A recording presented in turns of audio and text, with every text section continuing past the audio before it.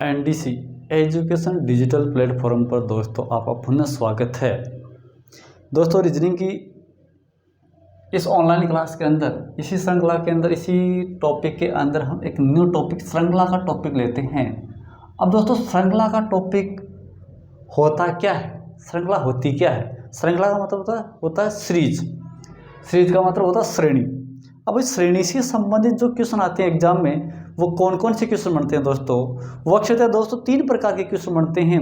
एक तो अंकों से संबंधित, एक है अक्षरों से संबंधित और एक है मिक्सचर। मिक्सचर का मतलब मिश्रित।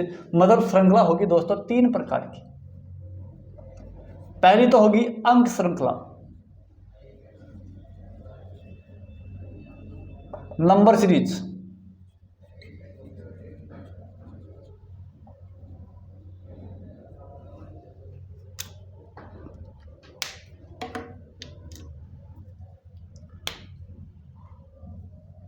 दूसरी होगी अक्षर श्रृंखला,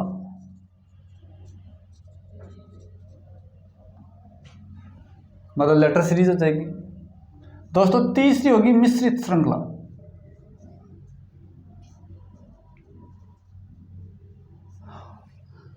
दोस्तों सीरीज 3 प्रकार की होती है, जिसमें पहली होगी अंक श्रृंखला होगी, नंबर सीरीज होगी, दूसरी होगी अक्षर सीरीज, अक्षर श्रृंखला, और तीसरी होगी मिश्रित श्रृंखला। तो दोस्तों सबसे पहले हम देखेंगे अंक श्रृंखला होती क्या है। अंक का मतलब होगा नंबर, नंबर का मतलब होगा 0 से लेकर 1 तक यूज होगा। 0 से लेकर 1 तक। आपके पास दोस्तों अगर कोई ये कह दे कि अंक कितने होते हैं, तो अंक टोटल कितने होते हैं? 10 होते हैं, 0 से लेकर 9 तक। तो इनका ही प्रयोग होगा। अब 0 से लेकर 9 तक का मतलब होगा कितने अंक होंगे? तो टोटल 10 अंक होगी। अब इन 10 अंकों पर, मतलब 0 से 9 अंक होगी, इन पर आधारित जो श्रृंखला होगी, जो सीरीज होगी, उसको हम कहेंगे नंबर सीरीज, अंक सीरीज। ठीक है दोस्तों। अब दोस्तों इसमें नंबर सीरीज के अंदर कौन कौन से प्रकार के जो क्वेश्चन बनते हैं, किस किस प्रकार के बनते हैं दोस्तों? इसमें दोस्तों एक तो बनता है जोड़ पर आधारित।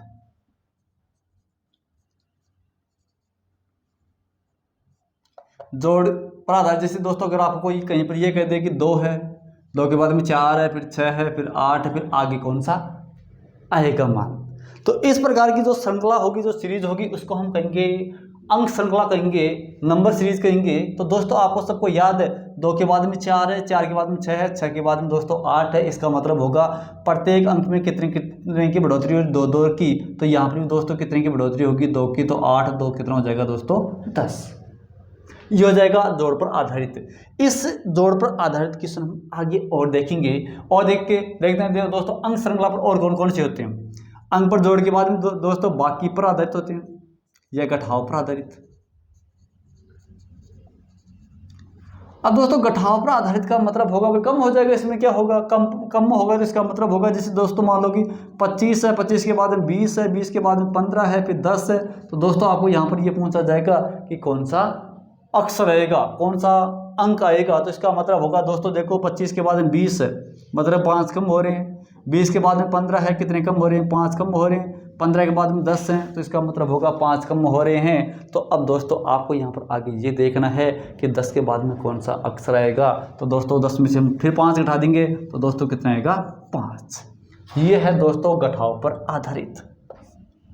बाकी घटाव पर आधारित हो गया। अब दोस्तों इसके अलावा एक और प्रकार है इसी के अंदर, गुणा पर आधारित। दोस्तों गुणा पर आधारित। अब गुणा पर आधारित कौन से क्वेश्चन होंगे दोस्तों? जैसे आपको कहीं पर ये कह दिया भाई, जैसे आपके पास क्वेश्चन ये बन गया 5, 5 दूनी 10, 10 दूनी 20, 20 दूनी 40, 40 दूनी 80। अब दोस्तों आपको यहाँ पर ये पूछ लिया कि कौन सा मान आएगा दोस्तों। तो अब दोस्तों पहले हम इस सीरीज को ये देखेंगे कि 5 के बाद में 10 हो रहा है। इसका मतलब होगा 5 का दुगुना 10 हो गया। 10 के बाद में 20 आ रहा है, तो 10 का दुगुना 20 हो गया। अब 20 का दुगुना कितना हो रहा है? 40 हो रहा है। 40 का दुगुना दोस्तों कितना हो रहा है? 80 हो रहा है। तो अब दोस्तों आपको यहाँ पर ध्यान ये देना है कि प्रत्येक अक्षर, प्रत्येक अंक पिछले मान में कितने से गुणा हो रहा है? 2 से गुणा हो रहा है। तो 5 दूनी 10, 10 दूनी 20, 20 दूनी 40 और 40 दूनी 80। तो अब दोस्तों 80 को भी हम किससे गुणा कर देंगे? 2 से। तो 8 दूनी 16। तो दोस्तों कितना होगा? 160। ये गुणा पर आधारित हो गया दोस्तों। इसी हिसाब से दोस्तों आपके पास किस पर आधारित है? भाग पर आधारित है। अब दोस्तों जो भाग पर आधारित होंगे वो कौन से होंगे? भाग पर जो आधारित हैं भाग पर आधारित जो क्वेश्चन होंगे वो दोस्तों, जैसे अगर आपके पास कहीं पर सीरीज ये दे दी कि जैसे दे दिया भाई 200 दे दिया, 100 दे दिया, 100 के बाद में फिर 50 दे दिया, और 50 के बाद में दोस्तों दे दिया 25 दे दिया, और आपको यहाँ पर ये पूछ लिया कि इस श्रृंखला के अंदर आगे वाला कौन सा पद आएगा। तो दोस्तों यहाँ पर पहले ये देखना है कि ये कौन से टर्म का आपके पास सीरीज है या नंबर सीरीज है। तो यहाँ पर दोस्तों पहले देखते हैं, पहला जो टर्म है, पहला जो पद है वो 200 है।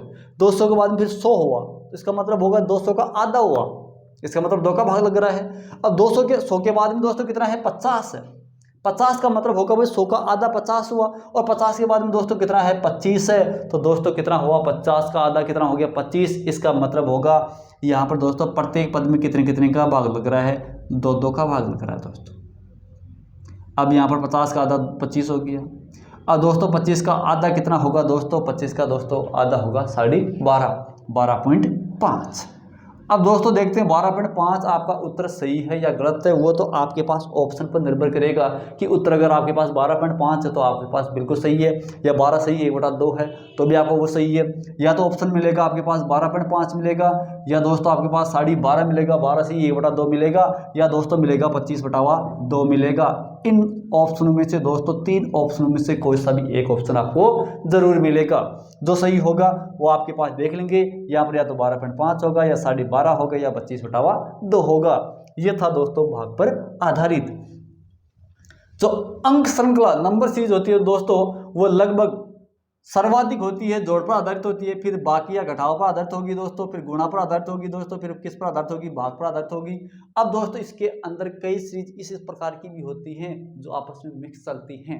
जैसे आपको कहीं पर ये कह दिया दोस्तों मिश्रित भी हो जाएगी इसमें दोस्तों, मिश्रित श्रृंखला भी हो जाएगी इसमें। मिश्रित श्रृंखला का मतलब होगा, मिश्रित श्रृंखला मतलब इसी अंक श्रृंखला के अंदर मिश्रित श्रृंखला भी चलती है दोस्तों। ये मिश्रित श्रृंखला अलग है, अक्सर श्रृंखला अलग है, और ये मिश्रित श्रृंखला भी आपके पास नंबर सीरीज का ही पार्ट है दोस्तों। नंबर सीरीज का पार्ट कैसे दोस्तों, जैसे आपको कहीं पर ये कह दिया दोस्तों, जैसे 5 है, 5 के बाद में यहाँ पर 10 कह दिया, 10 के बाद में यहाँ पर 15 कह दिया दोस्तों, और 15 के बाद में यहाँ पर दोस्तों कितना कह दिया, 20 कह दिया। फिर आपके पास ये हो गया।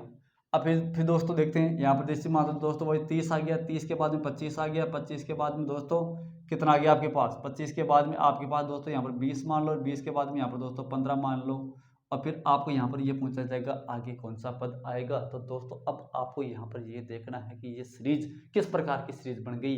तो यहाँ पर ध्यान ये देना है दोस्तों कि 5 के बाद में 10 आ गया, 10 के बाद में 15, 15 के बाद में 20, अब 20 के बाद में दोस्तों कितना होगा, 25। ठीक है दोस्तों।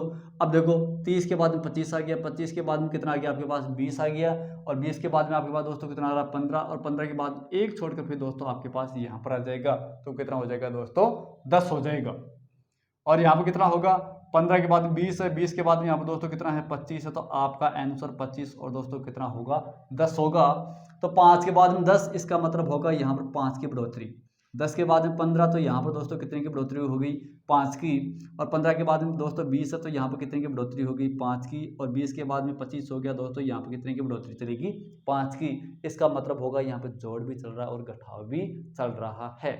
मतलब इसका जो ये नंबर सीरीज है, जोड़ पर आधारित है, घटाव पर आधारित है, गुणा पर आधारित है, भाग पर आधारित है। आपके पास ये जो सीरीज होगी ये जोड़ और बाकी दोनों का संयुक्त भी हो सकता है आपके पास क्वेश्चन दोस्तों। देखते हैं यहाँ पर दोस्तों 30 है, 30 के बाद में 25, इसका मतलब होगा 5 कम हो गया। 25 के बाद में 20 आ गया, इसका मतलब होगा फिर 5 कम हो गया। 20 के बाद में 15 आ गया, तो इसका मतलब हो गया 5 कम हो गया। और 15 के बाद में फिर 10 आ रहा है, तो इसका मतलब होगा दोस्तों कितने कम हो गए, 5 कम हो गए। इस प्रकार से आपके पास जो श्रृंखला होगी वो मिश्रित श्रृंखला होगी। और मिश्रित जो श्रृंखला होगी वो किस पर आधारित होगी, अंकों पर आधारित होगी। अंकों का मतलब होगा नंबर सीरीज पर आधारित होगी दोस्तों। इस प्रकार से दोस्तों जो अंक श्रृंखला है, इस अंक श्रृंखला के अंदर और भी कई प्रकार की श्रृंखलाएं चलती हैं, जैसे वर्ग पर आधारित है, वर्गमूल पर आधारित है, वर्ग, वर्गमूल, घन, घनमूल, इन पर भी आधारित आपके पास नंबर सीरीज चलती है। जैसे दोस्तों वर्ग पर आधारित है, आपको कहीं पर यह कहते भाई वर्ग पर आधारित किस प्रकार से होती है, तो वर्ग पर आधारित जो सीरीज होगी, जैसे ये कह दिया भाई 1 कह दिया, 4 कह दिया, 9 कह दिया, 16 कह दिया, 25 कह दिया, फिर डैश डैश। आपके पास यहाँ पर ये पूछा जाएगा कि कौन सा आपके पास डिजिट आएगा, कौन सा अक्षर आएगा। तो अब दोस्तों आप यहाँ पर पहले ये देखो कि यहाँ पर ये 1 का वर्ग है, ये 2 का वर्ग है, ये 3 का वर्ग है, ये 4 का वर्ग, फिर 5 का वर्ग। तो दोस्तों किसका वर्ग आएगा? 6 का। तो 6 का वर्ग कितना हो जाएगा दोस्तों? 36 हो जाएगा दोस्तों। इस प्रकार से ये क्वेश्चन इन पर आधारित होंगे दोस्तों। तो ये तो किस पर आधारित हो गया दोस्तों? वर्ग पर आधारित हो गया। अब दोस्तों वर्ग पर आधारित होगा तो आपको वर्ग संख्या भी याद होनी चाहिए दोस्तों। वो मैं अभी आपको बता दूंगा कि वर्ग संख्या किस प्रकार से आपको याद करनी है और कितने तक याद करनी है। और मैक्सिमम मेरे हिसाब से तो लगभग दोस्तों भाई 30 तक वर्ग संख्या सबको याद होनी चाहिए। अब वर्ग संख्या पर आधारित जो नंबर सीरीज है उसके बाद में आपके पास चलती है घन पर आधारित। किस पर आधारित है? घन पर आधारित।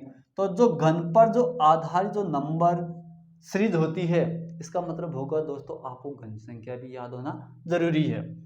घन पर आधारित है तो घन पर आधारित का इसका मतलब होगा 1 है, फिर 8 है, फिर 8 के बाद में कितना होगा? 27 होगा, फिर 64 होगा। फिर आपको दोस्तों यहाँ पर ये पूछ लिया जाएगा कि कौन सा अक्षर आएगा। इसका मतलब होगा दोस्तों आपको घन नंबर भी याद होना जरूरी है। घन नंबर का मतलब होगा दोस्तों घन संख्या भी आपको याद रखना जरूरी है। और लगभग सकता है दोस्तों 15 तक तो याद होना आपको जरूरी है। ये तो कन्फर्म आपको याद होना जरूरी है। अगर दोस्तों आपको square number and cube number अगर आपको याद नहीं है तो दोस्तों इसका मतलब आपके पास जो ये श्रृंखला का जो टॉपिक है ये आपके पास बिल्कुल ही डाउन रहेगा। आपके पास टॉपिक ये ध्यान रखना दोस्तों। अब ध्यान देखते हैं दोस्तों यहाँ पर कौन सा मान आएगा। 1 है, ये 1 का क्यूब हो गया, ये 2 का क्यूब हो गया, ये 3 का क्यूब। इसका मतलब होगा 1 का क्यूब, 2 का क्यूब, 3 का क्यूब, 4 का क्यूब। तो दोस्तों यहाँ पर कितना क्यूब आएगा दोस्तों? 5 का क्यूब। और दोस्तों 5 का क्यूब कितना होगा आपके पास? 125। कितना हो जाएगा? 125। अब दोस्तों जो ये नंबर जो सीरीज होती है वो जोड़ पर, बाकी पर, गुणा पर, भाग पर, जोड़ बाकी भी हो सकती है दोस्तों। आपके पास दोस्तों जोड़ और गुणा भी हो सकता है। आपके पास दोस्तों जोड़ और भाग भी हो सकता है दोस्तों। आपके पास दोस्तों ये वर्ग पर आधारित भी हो सकती है, घन पर भी आधारित हो सकती है दोस्तों। अब दोस्तों हम इसी टॉपिक के अंदर, इसी कड़ी के अंदर सबसे पहले हम यहाँ पर दोस्तों मैं ये बताता हूँ कि वर्ग संख्या कहाँ तक याद करनी है और घन संख्या कहाँ तक याद करनी है। और दोस्तों याद नहीं, कन्फर्म आपको याद करना, लिखना ही नहीं, कम से कम आपको दोस्तों इतनी तो कन्फर्म याद होनी चाहिए। अगर आप कंपटीशन की एग्जाम की तैयारी कर रहे हो और एग्जाम की तैयारी कर रहे हो जैसे मैथ और रीजनिंग के अंदर सबसे ज़्यादा कारगर होगी आपके पास आपका जो ये बेसिक जो ढांचा, जो नींव है अगर मजबूत होगी मैथमेटिकल ऑपरेशन की, कैलकुलेशन की, तो आपके पास यहाँ पर जो होने वाली जो सीरीज या जो क्वेश्चन होंगे वो बिल्कुल ही सरल होंगे दोस्तों। अब दोस्तों यहाँ पर ये वर्ग घन इनके अलावा आपके पास जो सीरीज होती है वो प्राइम नंबर का मतलब होगा अभाज्य संख्या पर भी आधारित होती है दोस्तों। अभाज्य संख्या भी आपको दोस्तों याद होनी चाहिए। अभाज्य संख्या कहते हैं किनके हैं, इनकी भी परिभाषा याद आपको याद होनी चाहिए। अभाज्य संख्या पर आधारित होने के अलावा आपके पास दोस्तों किन पर आधारित होनी चाहिए? भाज्य संख्या पर भी आधारित आपके पास श्रृंखला के क्वेश्चन आ सकते हैं। तो दोस्तों मैं सबसे पहले आपको अभाज्य संख्या और भाज्य संख्या के बारे में बताने से पहले मैं आपको संख्या के बारे में बता देता हूं कि संख्या होती कितने प्रकार की है। अब दोस्तों संख्या का मतलब होगा नंबर। अब नंबर का मतलब हो गया, संख्या हो गया दोस्तों। तो संख्या आपके पास जो संख्या का जो टॉपिक है दोस्तों ये आपके पास एक गणित का मूलभूत टॉपिक है, संख्या पद्धति के अंदर दोस्तों आपको संख्याओं के बारे में नॉलेज होना जरूरी है। संख्याएं कितनी प्रकार की होती हैं ये दोस्तों आपको मैं अब इस वीडियो के अंदर बता रहा हूं। सबसे पहले जो स्टार्टिंग जो संख्या होती है वो दोस्तों नेचुरल नंबर का मतलब होगा दोस्तों प्राकृत संख्या। सबसे पहले संख्या कौन सी होती है? प्राकृत संख्या। और प्राकृत संख्या का मतलब होगा दोस्तों नेचुरल नंबर होगा। और नेचुरल नंबर का मतलब होगा ऐसी संख्या जिनके द्वारा किसी वस्तु को गिना जा सके।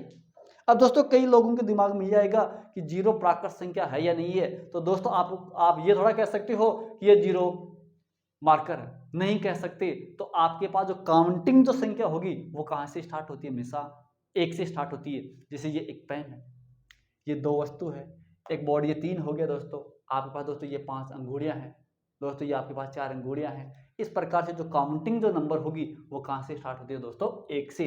इसका मतलब होगा जो प्राकृत संख्याएं होती हैं वो गिनने योग्य संख्याएं होती हैं। कौन सी संख्याएं होती हैं? गिनने योग्य संख्याएं। गिनने योग्य संख्याओं को ही हम नेचुरल नंबर में इंक्लूड करते हैं, संयोजित करते हैं। तो दोस्तों देखते हैं, गिनने योग्य वस्तुएं कहाँ से स्टार्ट होगी, 1 से।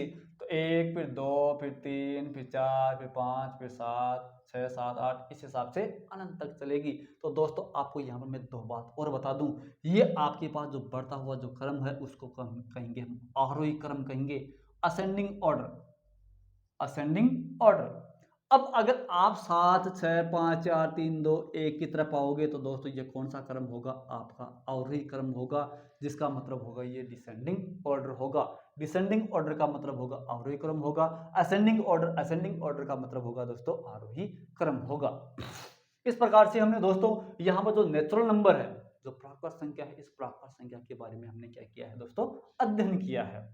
आगे जो प्राकृत संख्या है, प्राकृत संख्या के बाद में जो नेचुरल नंबर है, प्राकृत संख्या कह दो, नेचुरल नंबर कह दो दोस्तों। इसका एक तो हालांकि मैं थोड़ा बहुत बेसिक और बता दूं, जैसे भाई प्राकृत संख्याओं का योग है, यज्ञ करने का फॉर्मूला भी याद होना चाहिए आपको, n गुणा n प्लस 1 बटा 2।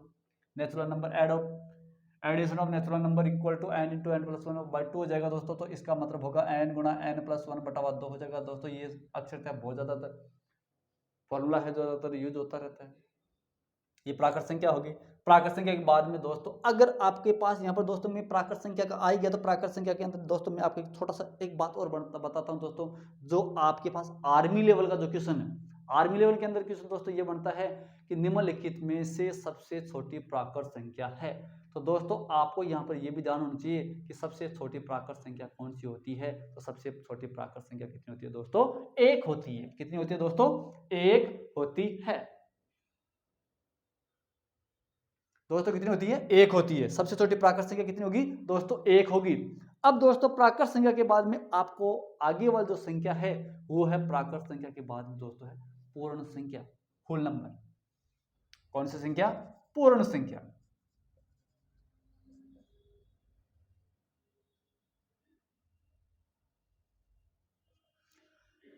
दोस्तों तो प्राकृत संख्याओं के अंदर अगर शून्य को अगर सम्मिलित कर लिया जाएगा तो उन संख्याओं को हम कहेंगे पूर्ण संख्या कहेंगे। पूर्ण संख्याओं का मतलब होगा 0 से स्टार्ट होने वाली संख्याएं, और जो कहां तक चलेगी, अनंत तक चलेगी।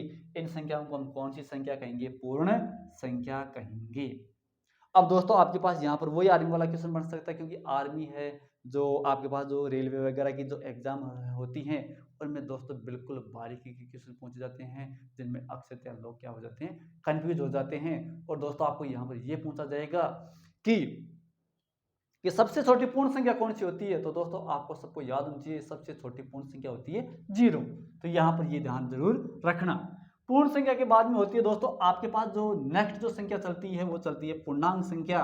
और दोस्तों पूर्णांक संख्या का मतलब होगा आपके पास, पूर्णांक संख्या है तो पूर्णांक संख्या का मतलब होगा आपके पास जो इंटीजर जो नंबर होता है, इन संख्याओं के अंदर हम पूर्ण संख्याओं के अंदर अगर हम ऋणात्मक संख्याओं को और सम्मिलित कर ले तो उन सभी संख्याओं को हम कौन सी संख्या कहेंगे, पूर्णांक संख्या कहेंगे। और ये संख्या होगी माइनस अनंत से लेकर कहाँ तक होगी, प्लस अनंत तक। माइनस अनंत का मतलब होगा दोस्तों, जैसे हम माइनस का 4 है, माइनस का 3 है, माइनस का 2 है, माइनस का 1, 0, 1, 2, 3 और 4, ये अनंत की तरफ चलेंगे। अब दोस्तों यहाँ पर ये ध्यान ये देना है कि जो पूर्णांक संख्या होती है, पूर्णांक संख्याओं में किन किन को सम्मिलित किया जाता है। तो यहाँ पर ध्यान देना दोस्तों, धनात्मक संख्या, ऋणात्मक संख्या और शून्य, ये सभी संख्याएं मिलकर कौन सी संख्याओं का निर्माण करती है, पूर्णांक संख्याओं का निर्माण करती है। और पूर्णांक संख्या हमेशा दोस्तों माइनस अनंत से लेकर कहां तक चलती हैं, प्लस अनंत तक चलती हैं। माइनस अनंत से लेकर प्लस अनंत तक चलने वाली जो संख्याएं होंगी उन संख्याओं को हम कौन सी संख्या कहेंगे, पूर्णांक संख्या कहेंगे। अब दोस्तों अक्सर यहाँ पर मैं छोटा क्वेश्चन लिखता हूं आपके पास। क्वेश्चन ये है कि निम्न में से सबसे छोटी पूर्णांक संख्या, ऑप्शन दे दिया मैंने दोस्तों आपको, 5 कह दिया, 0 कह दिया, माइनस का 1 कह दिया और दोस्तों माइनस का 5 कह दिया। आपके पास दोस्तों 4 ऑप्शन, इन 4 ऑप्शनों में से ये देखना होगा और आपको यहाँ पर ये पूछा जाएगा कि निम्न में से सबसे छोटी पूर्णांक संख्या कौन सी है। तो दोस्तों आप कंफ्यूज ये होंगे कि 5 है, 5 तो होगी भी नहीं कन्फर्म, ये तो बिल्कुल होगा भी नहीं, क्योंकि सबको याद है ऋणात्मक संख्या है। चलो इसको तो छोड़ो। अब 0 होगी या माइनस का 1 होगा या माइनस का 5, तो अक्सर लोगों के दिमाग में ये भी होता है कि 0 है वो न धनात्मक है न ऋणात्मक है, इसका मतलब होगा ये आपके पास छोटी संख्या नहीं है। अब छोटी संख्या का मतलब यहाँ पर क्या होगा, ऐसी संख्या जो जो पॉजिटिव होगी वो हमेशा ऋणात्मक, नेगेटिव संख्या से क्या होती है, हमेशा बड़ी होती है, और जीरो से हमेशा पॉजिटिव संख्या क्या होती है, बड़ी होती है। और ये भी ध्यान रखना है दोस्तों, जो शून्य है वो ऋणात्मक संख्याओं से बड़ा और धनात्मक संख्याओं से सबसे छोटा। प्रत्येक ऋणात्मक संख्या से जो बड़ा होता है वो शून्य होता है, और प्रत्येक धनात्मक संख्या से छोटा हमेशा क्या होता है, शून्य होता है। दोस्तों इन छोटी दो बातों का जरूर ध्यान रखना। अब दोस्तों देखो, अब माइनस का 1 आ गया, माइनस का 5 आ गया, अब माइनस 1 और माइनस 5 में कंफ्यूज हो जाओगे दोस्तों। अब माइनस का 1 बड़ा, 1 छोटा है या माइनस का 5 छोटा है। तो अब दोस्तों आप ये देखोगे कि नेगेटिव संख्या का एक फॉर्मूला ध्यान रखना, पॉजिटिव और नेगेटिव में बस एक ही बात ध्यान रखना दोस्तों, पॉजिटिव संख्या के अंदर जो संख्या बड़ी होगी वो बड़ी होगी, जो संख्या छोटी होगी वो संख्या छोटी होगी, और नेगेटिव संख्या के अंदर क्या होता है, जो संख्या बड़ी होती है वो संख्या छोटी, और जो संख्या छोटी होती है वो संख्या बड़ी। इसका मतलब क्या होगा दोस्तों, माइनस का 1 मतलब माइनस का 4 छोटा, फिर इससे बड़ा माइनस का 3, फिर इससे बड़ा माइनस का 2, फिर माइनस का 1, 0 1 2 3 4। इधर कौन सा क्रम हो जाएगा दोस्तों, आपके पास आरोही क्रम हो जाएगा। कौन सा क्रम हो जाएगा दोस्तों, आपके पास आरोही क्रम हो जाएगा। इसको हम कहेंगे असेंडिंग ऑर्डर। असेंडिंग ऑर्डर का मतलब होगा बढ़ता हुआ क्रम। अब दोस्तों देख लो, माइनस का 4 से बड़ा माइनस का 3 है, माइनस 3 से बड़ा माइनस का 2 है, माइनस 2 से बड़ा माइनस का 1 है, 0 1 2 3 4 ये बड़ा है। तो अब दोस्तों न तो माइनस का 1 बड़ा है, अब सब छोटा है, और सबसे छोटी संख्या क्या होगी, माइनस का 5। इन संख्याओं को हम दोस्तों हम कौन सी संख्या कहेंगे, पूर्णांक संख्या। पूर्णांक संख्या के बाद में दोस्तों आपके पास एक और संख्या चलती है, परिमेय संख्या चलती है। कौन सी संख्या, रेशनल नंबर, परिमेय संख्या। और परिमेय संख्या का मतलब आपको दोस्तों इसकी परिभाषा याद होनी चाहिए। परिमेय संख्या का मतलब होता है वे संख्या जिनको p बटा q के रूप में लिखते हैं। और p बटा q के रूप में लिखते हैं तो p बटा q के रूप में लिखने के साथ साथ में आपके पास यहाँ पर एक दो शर्त और है, क्या, कि ऐसी संख्या जिनको हम p बटा q के रूप में लिखें। इसके साथ में और शर्त यह है कि भाई क्यों का मान 0 नहीं होना चाहिए, क्योंकि हर का मान अगर शून्य होगा तो वो परिमेय संख्या नहीं होगी। अगर किसी संख्या के नीचे अगर 0 है, इसका मतलब होगा इसका मान क्या होगा, अनंत होगा, अनिर्धारित रूप, अनंत, इन्फिनिटी होगा। ये ध्यान रखना जरूर दोस्तों, ये ध्यान देने योग्य बातें हैं।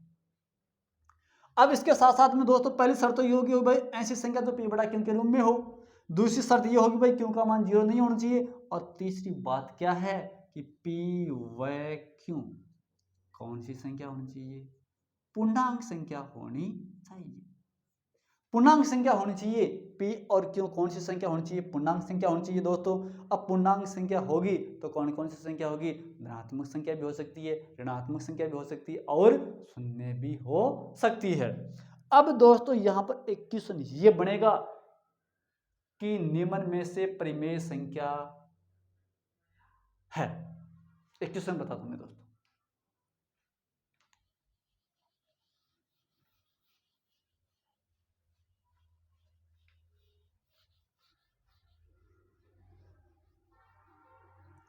अब दोस्तों अक्सरतः कई बार क्वेश्चन में कन्फ्यूज ये हो जाती है कि 0 परिमेय संख्या है या नहीं है। यही मान लो, क्योंकि ऑप्शन आपके पास यही ले रहा था मैं, 0 परिमेय संख्या है या नहीं। अब दोस्तों 0 परिमेय संख्या है या नहीं है, इसका मतलब क्या होगा, आपके पास 0 है, सही है। अब दोस्तों 0 को हम p बटा q के रूप में लिख सकते हैं या नहीं लिख सकते, लिख सकते हैं। p बटा q के रूप में कैसे लिखेंगे, 0 बटा हुआ 1, और 0 बटा हुआ 1 का मान क्या होगा दोस्तों, 0। 0 बटा हुआ 1 का मान दोस्तों क्या होगा, 0। 0 में हम a का भाग देंगे तो क्या होगा, 0। अब देखो ये p है और ये q है, बोलो q का मान 0 थोड़ा ही है, ये 0 थोड़ा ही है, नहीं है, तो ये वैल्यू भी सही है, ये वैल्यू भी होगी। p व q पूर्णांक संख्या है या नहीं है, 0 और 1 है, तो 0 और 1 पूर्णांक संख्या है या नहीं है, है, क्योंकि पूर्णांक संख्या का मतलब होगा धनात्मक संख्या, ऋणात्मक संख्या और शून्य। तो यहाँ पर 0 और 1 है, वो आपके पास शून्य है, और ये धनात्मक संख्या है, तो ये भी शर्त बिल्कुल सही है। तो दोस्तों ध्यान रखना क्या, कि जो शून्य होता है वो हमेशा कौन सी संख्या होती है, परिमेय संख्या होती है। कौन सी संख्या होगी, शून्य परिमेय संख्या होगी। अब जो संख्या परिमेय संख्या नहीं है उनको हम कहेंगे अपरिमेय संख्या। कौन संख्या कहेंगे, अपरिमेय संख्या। अब दोस्तों इससे पहले आपको ध्यान ये देना कि परिमेय संख्या होती कौन कौन सी है दोस्तों। एक तो सभी प्राकृत संख्या है, सभी पूर्ण संख्या है, सभी पूर्णांक संख्या है। सभी पूर्णांक संख्या के बाद में भिन्न की संख्या है, जैसे 2/3 है, 5/7 है, माइनस का 2/7 है, 0 है, 22/7 है, भिन्न के रूप में आ गई। अब दोस्तों आप ये कहोगे कि पाई का मान 22/7 होता है, तो दोस्तों पाई एक अपरिमेय संख्या है, और जो पाई की जो वैल्यू है 22/7, ये कौन सी संख्या है दोस्तों, आपके पास परिमेय संख्या है। अब दोस्तों 22/7 के अलावा जैसे वर्गमूल की संख्या है, वर्ग संख्या पूर्ण वर्ग संख्या होनी चाहिए, जैसे √4 है, क्योंकि √4 का मान क्या होगा दोस्तों 2 होगा। √16 है, तो √16 का मान क्या होगा दोस्तों 4, और 4/1 लिख सकते हैं हम इस प्रकार से। तो यहाँ पर ध्यान देना, इन सभी संख्याओं को हम दोस्तों कौन सी संख्या कहेंगे, परिमेय संख्या कहेंगे। अब आगे आपके पास बात ये चलती है दोस्तों, अपरिमेय संख्या किसे कहेंगे। अपरिमेय संख्या, अपरिमेय संख्या का मतलब होगा ऐसी संख्याएं जो परिमेय संख्या नहीं है। जैसे मैंने कह दिया पाई है, पाई का जो वैल्यू जो 22/7 है, 22/7 एक परिमेय संख्या है, और जो पाई है वो हमेशा कौन सी संख्या होती है, अपरिमेय संख्या होती है। जिसे दोस्तों मैंने कह दिया कि ऐसी संख्या जो पूर्ण वर्ग संख्या नहीं है। पूर्ण वर्ग संख्या का मतलब होगा जिनका मान पूरा पूर्ण वर्ग संख्या नहीं है, जैसे √2 है, √3 है, इन सभी संख्याओं को हम कौन सी संख्या कहते हैं, अपरिमेय संख्या कहते हैं दोस्तों। अब आपको आगे ध्यान ये देना कि रियल नंबर का मतलब होगा दोस्तों वास्तविक संख्या, और वास्तविक संख्या होती कौन कौन सी है दोस्तों, जो परिमेय संख्या और जो अपरिमेय संख्या होती हैं उनको हम दोस्तों सम्मिलित रूप से हम कौन सी संख्या कहते हैं, वास्तविक संख्या, रियल नंबर। रियल नंबर का मतलब होगा दोस्तों वास्तविक संख्या होगा, और वास्तविक संख्या हमेशा कितने प्रकार की होती है, 2 टाइप की। इसका मतलब होगा परिमेय प्लस अपरिमेय, दोनों संख्याओं को आप संयुक्त रूप से हम क्या कहेंगे, वास्तविक संख्या कहेंगे। ये ध्यान रखना दोस्तों। तो दोस्तों हमने इस संख्या के अंदर क्या क्या पढ़ा, आप सबसे पहले हमने ये पढ़ा प्राकृत संख्या पढ़ा। प्राकृत संख्या गिनने योग्य वस्तुएं हो जाएंगी, 1 2 3 से लेकर अनंत तक हो जाएगी। प्राकृत संख्या के बाद में दोस्तों कौन सी संख्या पढ़ी, पूर्ण संख्या पढ़ी। पूर्ण संख्या का मतलब होगा जब प्राकृत संख्याओं के अंदर शून्य को सम्मिलित कर लिया जाएगा तो उन सभी संख्याओं को हम कौन सी संख्या कहेंगे, पूर्ण संख्या कहेंगे दोस्तों। पूर्ण संख्या के बाद में आपके पास पूर्ण संख्या स्टार्ट होगी दोस्तों 0 से स्टार्ट होगी, 0 है, 1 है, 2 है, से लेकर अनंत तक। अनंत तक कहाँ तक, पॉजिटिव। अब आगे कौन सी चल रही है संख्या दोस्तों पूर्णांक संख्या। पूर्णांक संख्या का मतलब होगा पॉजिटिव, धनात्मक संख्या, ऋणात्मक संख्या और शून्य, मतलब माइनस अनंत से प्लस अनंत की तरफ। इन सभी संख्याओं को हम कौन सी संख्या कहेंगे, पूर्णांक संख्या कहेंगे दोस्तों। अब इन पूर्णांक संख्याओं के अलावा आपके पास मैंने दोस्तों बताया परिमेय संख्या बताई। परिमेय संख्या का मतलब होगा दोस्तों आपके पास ऐसी संख्या जिनको हम p/q के रूप में लिखें और q≠0 हो, और p/q कौन सी संख्या होनी चाहिए आपके पास दोस्तों, पूर्णांक संख्या। ठीक है दोस्तों। अब आगे इसमें सबसे स्पेशल ध्यान ये देना है कि 0 हमेशा परिमेय संख्या होती है, पाई हमेशा अपरिमेय संख्या होती है, और जो पाई की जो वैल्यू होती है जो 22/7 होती है वो हमेशा कौन सी संख्या होती है, परिमेय संख्या होती है दोस्तों। अब आगे देखते हैं। आगे इसी के अंदर दोस्तों परिमेय संख्या के बताने के बाद में फिर मैंने आपको बताया अपरिमेय संख्या। और अपरिमेय संख्या का मतलब दोस्तों क्या होता है, ऐसी संख्या जो परिमेय संख्या नहीं है। जैसे मैंने एग्जांपल बताया पाई, एक आपके पास इलेक्ट्रॉन ये भी आता है आपके पास, ठीक है, √2 है, √3 है। √2 एक पूर्ण वर्ग संख्या नहीं है, √3 एक पूर्ण वर्ग संख्या नहीं है। तो इन संख्याओं को हम कौन सी संख्या कहते हैं, अपरिमेय संख्या कहते हैं। आपके पास जो नेक्स्ट जो वैल्यू है दोस्तों, वो नेक्स्ट वैल्यू क्या है दोस्तों, इसमें वास्तविक संख्या है। तो वास्तविक संख्या का मतलब होगा परिमेय और अपरिमेय संख्याओं को हम संयुक्त रूप से हम कौन सी संख्या कहेंगे, वास्तविक संख्या कहेंगे दोस्तों। अब वास्तविक संख्या के बाद में आपके पास दोस्तों धनात्मक संख्या कौन सी होती है, ऋणात्मक संख्या कौन सी होती है, जो 1 से लेकर अनंत की तरफ हो उनको तो हम कहेंगे धनात्मक संख्या कहेंगे, मतलब पॉजिटिव नंबर कहेंगे, ठीक है। और -1 से लेकर आपके पास माइनस अनंत तक हो तो इनको हम कौन सी संख्या कहेंगे, नेगेटिव संख्या कहेंगे। नेगेटिव संख्या का मतलब होगा ऋणात्मक संख्या कहेंगे दोस्तों, ये जरूर ध्यान रखना। पॉजिटिव संख्या, नेगेटिव संख्या आएगी आपके पास दोस्तों, परिमेय अपरिमेय वास्तविक संख्या आएगी आपके पास दोस्तों। अब आपके पास दोस्तों चलता है अभाज्य संख्या और भाज्य संख्या।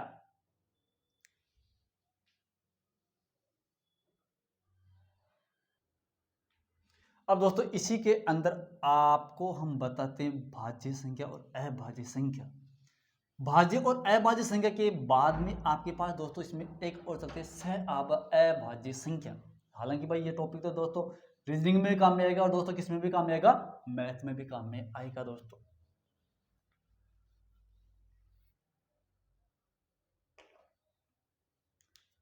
भाज्य संख्या और अभाज्य संख्या, सबसे पहले हम देखते हैं दोस्तों अभाज्य संख्या देखते हैं। और अभाज्य संख्या का मतलब वे संख्याएं जिनमें खुद का और एक के अलावा अन्य संख्याओं का भाग नहीं जाता हो, उन संख्याओं को हम अभाज्य संख्या कहते हैं। ऐसी संख्या जिनमें स्वयं तथा एक के अलावा स्वयं तथा एक के अलावा अन्य संख्याओं का भाग नहीं जाता हो, उन संख्याओं को हम अलावा भाग नहीं जाता हो, उन संख्याओं को हम कौन सी संख्या कहेंगे? अभाज्य संख्या कहेंगे। और दोस्तों ध्यान देना, हमेशा जो अभाज्य संख्या होती है, जो एक है ना, एक न तो भाज्य संख्या और न ही अभाज्य संख्या। और संख्या स्टार्ट होगी दोस्तों आपके पास कहां से स्टार्ट होगी? दो, दो के बाद में तीन। ठीक है, दो में दो का भाग जा रहा है और एक का भाग जा रहा है, इसका मतलब ये परिभाषा कंप्लीट होगी दोस्तों। तीन है तो तीन में तीन का जाएगा और एक का जाएगा।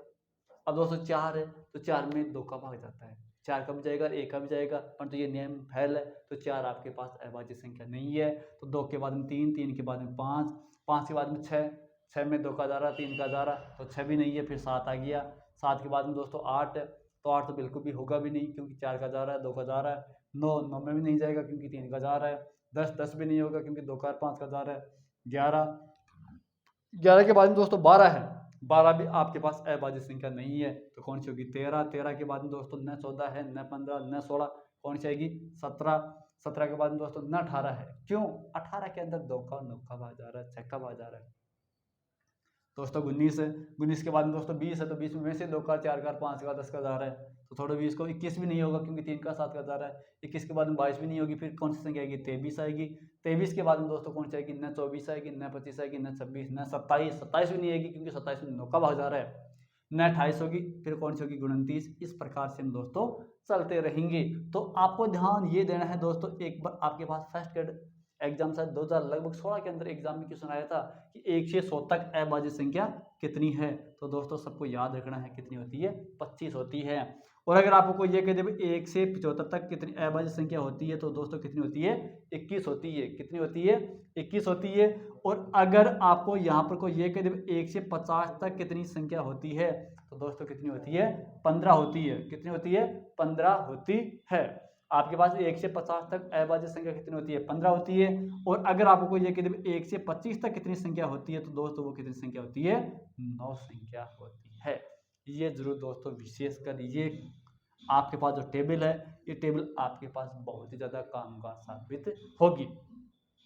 1 से 100 तक 25 है, 1 से 75 तक 21 है, 1 से 50 तक 15 है, 1 से 25 तक कितनी है? 9 है। अब ध्यान ये देना है दोस्तों, ये तो आपके पास आरपीसी फर्स्ट ग्रेड की एग्जाम में आया हुआ क्वेश्चन है कि 1 से लेकर 100 तक कितनी अभाज्य संख्या होती है, तो दोस्तों कितनी होती है? 25 होती है। अब दोस्तों आपके पास यहाँ पर अभाज्य संख्या के अलावा आपके पास एक और बात चलती है, भाज्य संख्या। और भाज्य संख्या का मतलब होता है वे संख्या जिनमें स्वयं और एक के अलावा अन्य संख्याओं का भी भाग जाता हो, उन संख्याओं को हम भाज्य संख्या कहेंगे। और भाज्य जो संख्या होती है वो हमेशा दोस्तों एक और अभाज्य संख्या के अलावा जो बाकी जो संख्या बच गई वो कौन सी संख्या होगी? भाज्य संख्या होगी।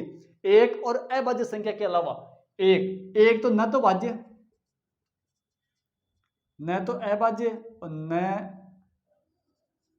ही भाज्य, ये किसी भी कैटेगरी की संख्या नहीं है। एक है ना, एक, ये किसी का भी नहीं है, न तो भाज्य का है और नहीं है अभाज्य संख्या। ठीक है दोस्तों, तो भाज्य संख्या अब दोस्तों कहां से स्टार्ट होगी? अब दोस्तों एक बात और बताता हूं मैं अभाज्य संख्या के अंदर, विशेषकर आपको यहां पर एक सोचने बात यह है कि जो प्रत्येक अभाज्य संख्या होती है वो विषम होती है, केवल दो को छोड़कर। आपको कहीं पर ये पूछ ले, ये भी हालांकि ये जो क्वेश्चन है आपके पास अभाज्य संख्या का जो क्वेश्चन है, हालांकि आपके पास आर्मी वगैरह के एग्जाम में क्वेश्चन आने वाला बहुत लेटेस्ट क्वेश्चन है, और वहां पर ये पूछा जाएगा कि सम अभाज्य संख्या कौन सी है। तो अब आपको ध्यान ये देना भी सम अभाज्य संख्या केवल कितनी होती है? 2 होती है। और 2 के अलावा जो जितनी भी बाकी अभाज्य संख्या होगी वो क्या होगी? हमेशा विषम संख्या होगी। अब सम और विषम का अंतर भी आपको याद होना चाहिए दोस्तों। सम और विषम का मतलब होता है सम और विषम। सम का मतलब होगा जिसमें 2 का पूरा पूरा भाग जाता हो, उनको हम कहेंगे सम संख्या कहेंगे। और जिसमें 2 का पूरा पूरा भाग नहीं जाता हो उनको हम कहेंगे विषम संख्या। अब दोस्तों आपके पास कोई बड़ी संख्या आ जाए, लाखों करोड़ों में आ जाए, तो अब आप वहां पर 2 का भाग थोड़ा देख के देखोगे, नहीं देखेंगे। उसकी एक शर्त और है कि ऐसी संख्या जिनका इकाई अंक या तो 0 हो या 2 4 6 8 ऐसी संख्याओं के अंदर 2 का पूरा पूरा भाग जाएगा। ठीक है दोस्तों, तो ऐसी संख्या जिनमें 0 2 4 6 8 हो, जिनका इकाई अंक ये हो, तो उनमें 2 का पूरा पूरा भाग जाएगा। अगर दोस्तों जिनका इकाई अंक 1 3 5 7 9 होगा, उन संख्याओं को हम विषम संख्या कहेंगे। इनमें 2 का पूरा पूरा भाग नहीं जाएगा। अब दोस्तों यहाँ पर ध्यान ये देना है कि प्रत्येक अभाज्य संख्या विषम होती है केवल 2 को छोड़कर। और अब ध्यान ये देना है कि आपको यहाँ पर ये पूछ ले कि सबसे छोटी विषम अभाज्य संख्या कौन सी होगी, तो दोस्तों कितनी होगी 3। सबसे छोटी सम अभाज्य संख्या कितनी होगी 2। ये 2 क्वेश्चन आपके पास यहाँ पर इंपॉर्टेंट बन गए दोस्तों। और ये आपके पास टेबल बहुत वेरी वेरी वेरी इंपॉर्टेंट है, टेबल ध्यान रखना, क्योंकि आपके पास यहाँ पर फर्स्ट ग्रेड के अंदर एग्जाम के अंदर क्वेश्चन उठा हुआ है। ठीक है दोस्तों, अब यहाँ पर दोस्तों एक बात और बताता हूं मैं कि आपको यहाँ पर कोई यहीं पर ये पूछ ले कि 1 से 100 तक विषम अभाज्य संख्या कितनी है दोस्तों, बोलो दोस्तों कितनी होगी। 1 से 100 तक विषम अभाज्य संख्या कितनी होती है दोस्तों, तो वो हमेशा कितनी होती है दोस्तों 24 होती है। कितनी होती है 24 होती है। 24 क्यों होती हैं, क्योंकि जो 2 होगी वो सम होती है और बाकी क्या होती है विषम। तो 25 में से 1 कम करेंगे तो दोस्तों कितनी होगी 24 होगी। अब दोस्तों अभाज्य संख्या का मतलब क्या हो जाएगा, न तो 1 है न 2 3, स्टार्ट होगी 4 से, 4 के बाद में 6, 6 के बाद में 7 भी नहीं है, फिर 8 है, 8 के बाद में 9, 9 के बाद में 10, 10 के बाद में 12 14 15 16। इस प्रकार से आपके पास जो ये गाड़ी है ये गाड़ी चलती रहेगी। और ध्यान रखना 1 से 100 तक आपके पास भाज्य संख्या कितनी होती है 76। कितनी होती है दोस्तों 76।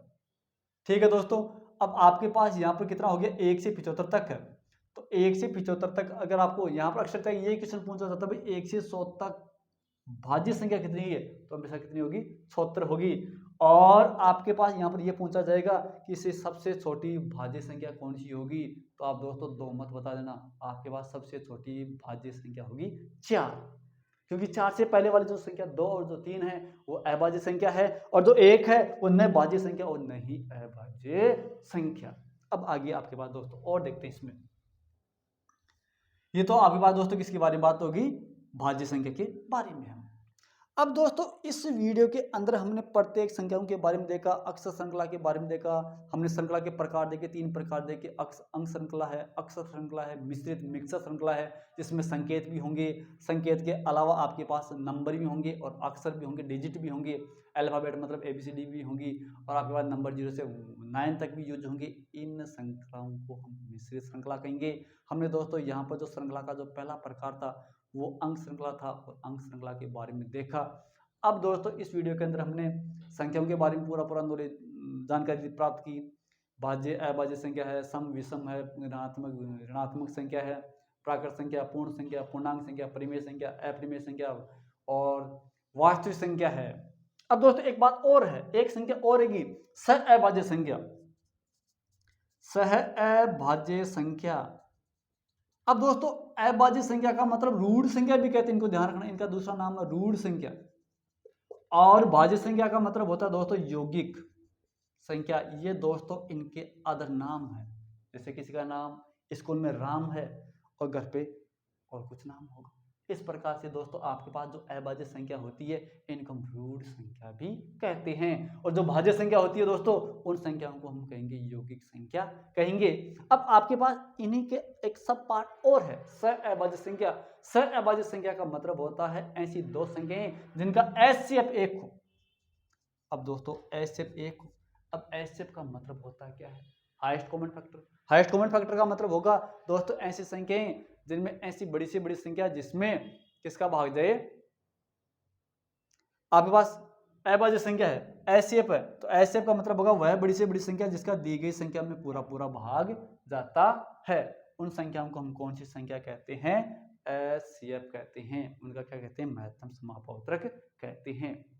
अब दोस्तों ये आपके पास हो गया सहअभाज्य संख्या, जिससे दोस्तों आपके पास 2 और 3 है, तो 2 और 3 का HCF कितना होगा, हमेशा 1 होगा। तो ये हमेशा 2 और 3 कौन सी संख्या होगी, सहअभाज्य संख्या। इस प्रकार से हमने दोस्तों जो आज का जो वीडियो था, इस वीडियो के अंदर जो श्रृंखला का जो टॉपिक था, इस श्रृंखला के टॉपिक में हमने अंक श्रृंखला के बारे में लगभग पूरा सविस्तार हमने अध्ययन किया है। और आगे जो वाला जो वीडियो होगा उसमें अक्षर श्रृंखला के क्वेश्चन, उससे पहले हम अक्षर श्रृंखला से अंक श्रृंखला से पहले उसमें वर्ग संख्या घन संख्या देकर फिर उनके क्वेश्चन देखेंगे दोस्तों। लगभग क्वेश्चन होएगी आपके पास। इस प्रकार से दोस्तों आप इस वीडियो को ज़्यादा से ज़्यादा शेयर करें, लाइक करें, कमेंट बॉक्स में ज़रूर लिखें कि आपके कहाँ पर डाउट हो रहा है। और हालांकि जो दोस्तों जो आर्मी लेवल का जो क्वेश्चन था वो मैंने लगभग 5-6 क्वेश्चन यहाँ पर जरूर बताए हैं, जैसे प्राकृत संख्या बता दी है, अभाज्य संख्या बता दिया इनमें। तो दोस्तों आप नेक्स्ट वीडियो तक बने रहिए। जय हिंद, जय भारत।